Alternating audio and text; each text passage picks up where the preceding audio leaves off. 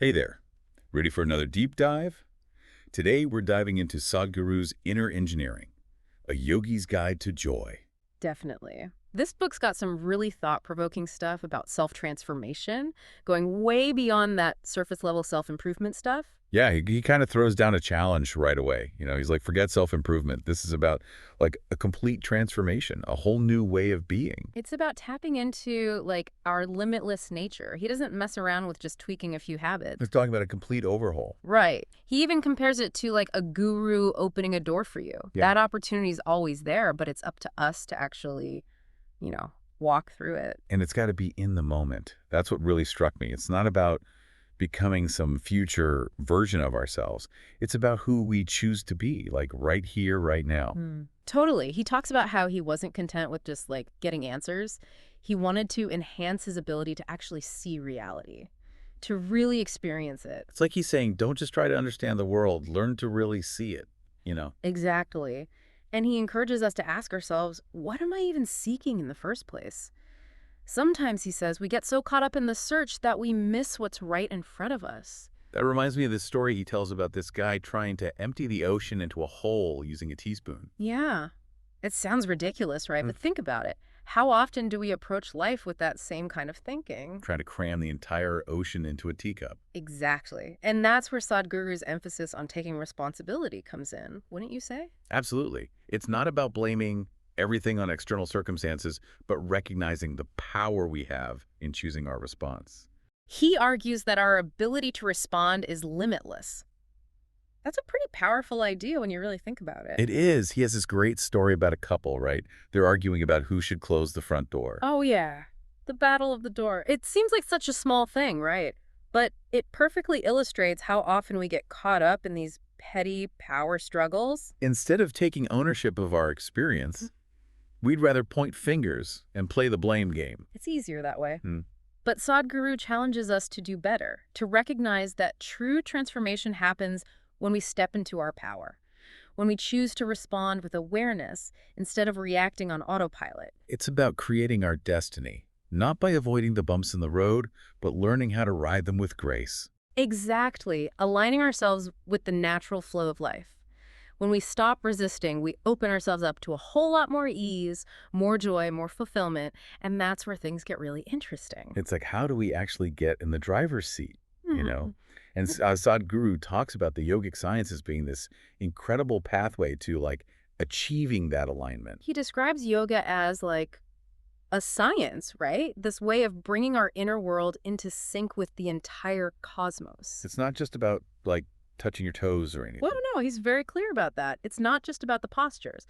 While the asanas are important, he's talking about something much bigger. He emphasizes that yoga works on the physical, mental, and energy bodies. The whole package, a complete system. Yeah, and he talks about how yoga can boost our energy, improve our health, Mhm. and even help us like break free from those negative patterns that can keep us stuck. Totally. Like, he shares the story about how he used to be a terrible sleeper, right? He'd fall asleep with a toothbrush in his mouth and everything. Oh no. But then he started practicing yoga, and eventually his body just naturally started waking up at 3:40 every morning. Wow. Talk about resetting your internal clock. Right. And it wasn't like he was forcing himself to wake up at that time either. It just started happening naturally. It speaks to the power of these practices to like shift our internal rhythms and unlock our natural potential. It reminds me of that saying, it's not about forcing ourselves to change, it's about aligning with the wisdom of our own bodies. Totally. And one of the things Sadhguru talks about is mindful eating, right? How that plays a role. He talks about how most of us, like we see food as just a way to satisfy our cravings. Yeah, not as this vital part of life. Exactly. And he really encourages us to pay attention to how different foods make us feel, to listen to our bodies when it comes to what we eat, not just our taste buds. It's about cultivating awareness, right? And he suggests experimenting with natural, uncooked foods, where the cells are still alive. He even recommends having a spoonful of clarified butter before a meal, which I know sounds a little out there, but It's about cleansing and lubricating the digestive system, preparing it for the meal. I'll have to try that. It's not about following some rigid diet, but Yeah. approaching food with intention and awareness. And that whole idea of connecting back to the source, it's like Sadhguru talks about how important our connection to the earth is as well. Like just simple things, sleeping on the floor, spending time under a tree. Yeah. He emphasizes that we're not separate from nature. Our environment plays a huge role in our well-being. He even says that spending time under a tree can actually, like, enhance our body's ability to heal itself. It's pretty amazing when you think about it. Like, what if we're making things way more complicated than they need to be? Right. Maybe we could all benefit from swapping our concrete jungles for a little more greenery in our lives. For sure. Sadhguru also talks about how ancient practices like Surya Namaskar, which is a sequence of yoga postures, can help us align with the natural rhythms of the sun. Oh, yeah, he tells these amazing stories about yogis who, like, mastered this practice. Like, they could do over 1,000 Surya Namaskars a day. 1,000. Can you imagine? It's incredible. It's mind-blowing, the kind of stamina and focus that must take. It really makes you question what's possible, you know? Totally. And it all ties back to this idea that our understanding of the world, like what we think we know, it's often limited by our senses. Sadhguru says we're only grasping a tiny fraction of what's actually happening around us. Our senses are just picking up a small sliver of reality. It's like that story we talked about earlier, the guy with the teaspoon trying to empty the ocean. Exactly. We're trying to comprehend the infinite with these finite minds. It's no wonder we feel limited. So where do we go from there? How do we break free from those limitations? Well, that's where Sadhguru introduces this concept of a conscious mind, which he compares to a wishing tree, capable of manifesting anything it desires. Anything. That's what he says. But he's also quick to point out that achieving this state of consciousness requires a pretty radical shift in perspective. What does that mean? It means letting go of what he calls the grime of identity, all those labels and stories we tell ourselves about who we are. Like, he tells that great story about Burble, the wise advisor. Mm-hmm. He's introducing a bull as his, like, elder brother. And everyone's like, wait, what? And Burble's response is just brilliant. He says, well, we both drank milk from the same mother. It's such a simple story, but it really makes you think, doesn't it? It does. It's like, who are we really, underneath all those labels? Exactly. Sadhguru is suggesting that our true nature is limitless, connected to the very source of creation. And he introduces this idea of jnana yoga, the yoga of knowledge or wisdom, as a path to transcend those limitations. And he also talks about the power of devotion, right? Yes. He uses some really striking examples, like Akka Mahadevi, who was so devoted to Shiva that she gave up everything, even her clothes. Oh. It's about complete surrender, a profound devotion to something greater than yourself. He says a true devotee is willing to completely dissolve into the object of their devotion, to become one with it. It's about transcending the limitations of the ego and merging with the infinite. And experiencing the boundless joy that comes from that union. Exactly. And the beautiful thing is that devotion can be directed toward anything, a person, a deity, even life itself. Which brings us to this idea of prana, right? Yeah, prana, this vital life force energy that flows through, like, everything. Sadhguru's big on becoming more aware of this prana.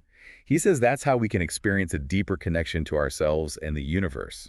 He describes it as like the foundation of our experience, the energy that drives everything, both physically and mentally. So it's like we have this untapped wellspring of energy inside us. Right. And through practices like yoga and meditation, we can learn to, like, tap into that power.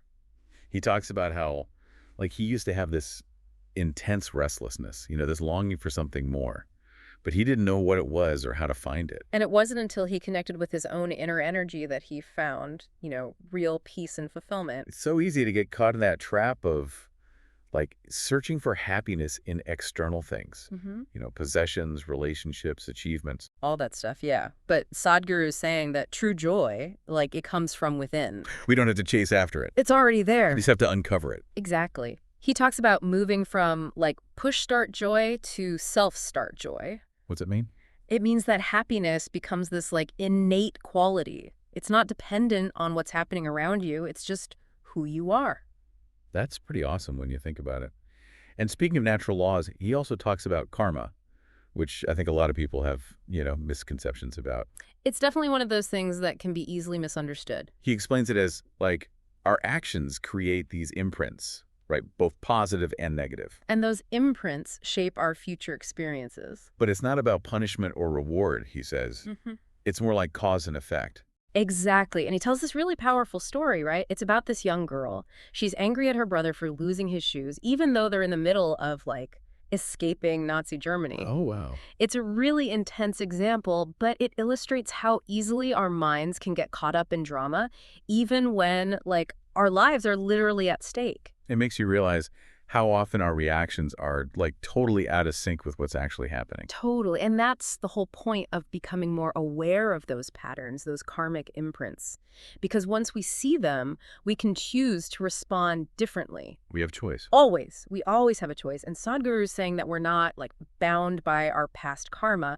We can consciously choose actions that create a more positive, more fulfilling future. So it's not a life sentence. Not at all. It's more like we're always writing our own story. That's empowering.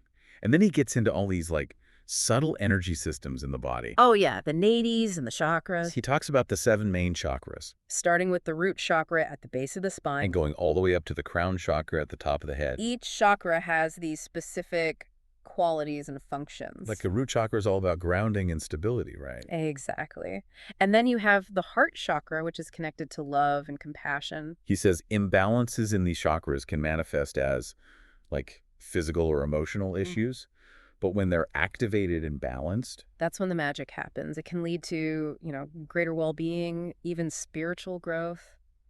he even talks about how through some pretty intense yogic practices, it's possible to activate the Sahasrara chakra, which is, like, located outside the body. It is.